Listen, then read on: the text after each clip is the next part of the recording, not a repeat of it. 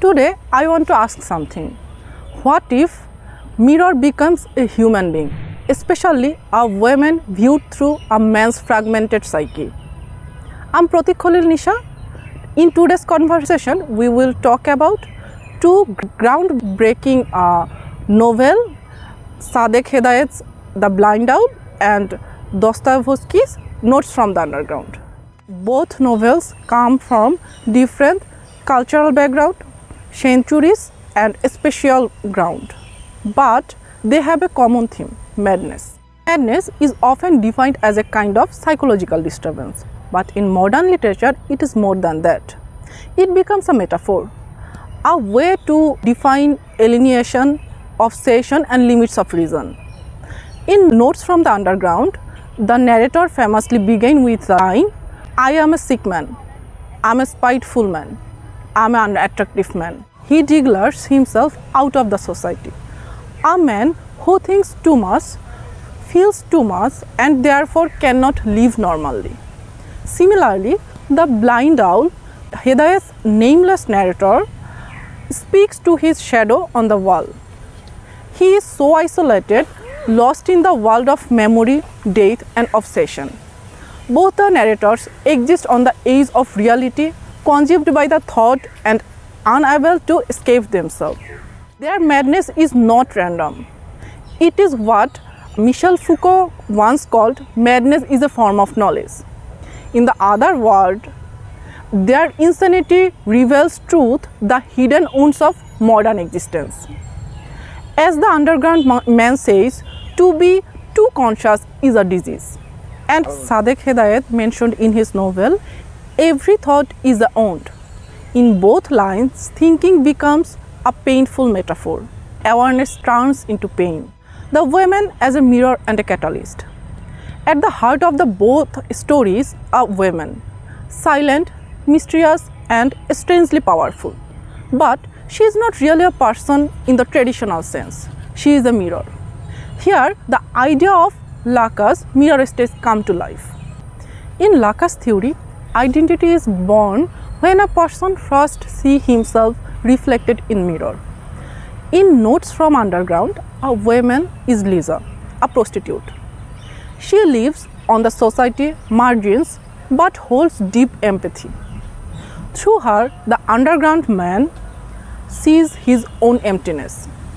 She reaches out to him, offering a genuine connection, and he shrinks in shame. He realizes, I could not become anything, not even wicked.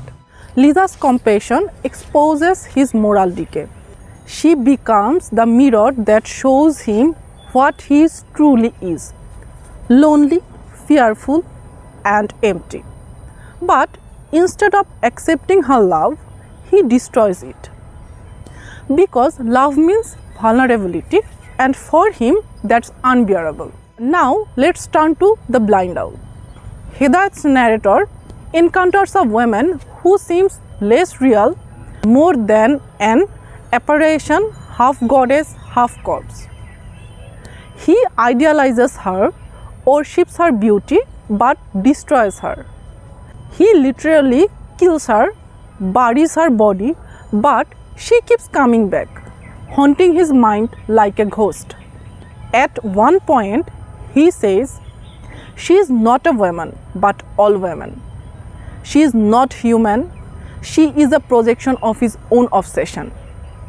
As Julia Kristeva would say, she becomes the abject, something desired and hated at once, drawing him in the place where meaning collapses. She reflects her inner degradation.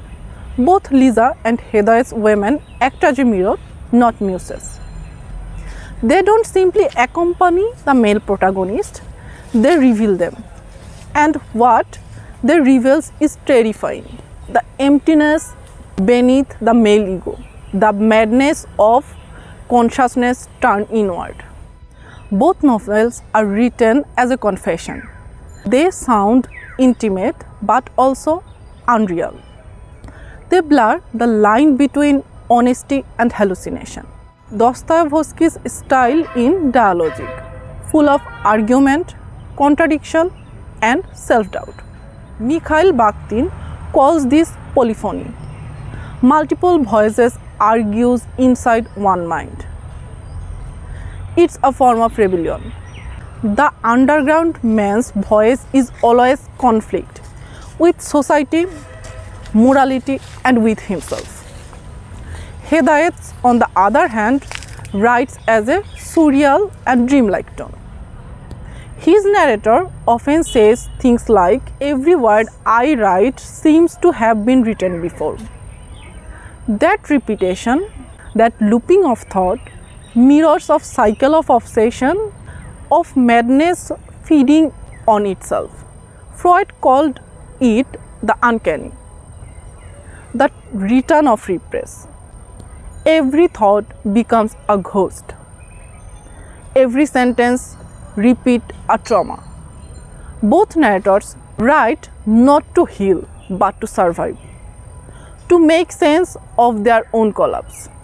Now, let's look at the both novels tie madness to gender. Historically, women's emotion connected with hysteria, treated as an illness. Literature often turned women's suffering into symbol rather than illness. In both Dostoevsky and Hedayat, the women become the vessels for male anguish. Her silence allows the man to protect his fear, his guilt, his failure onto her. She becomes, as one of the critics says, a canvas for the narrator's existential horror. But there is also irony here. While the men in these stories think they are superior, it's the women who sees the truth. Liza's tears reveal more strength. Hedayat's women, even in death, refuses to disappear.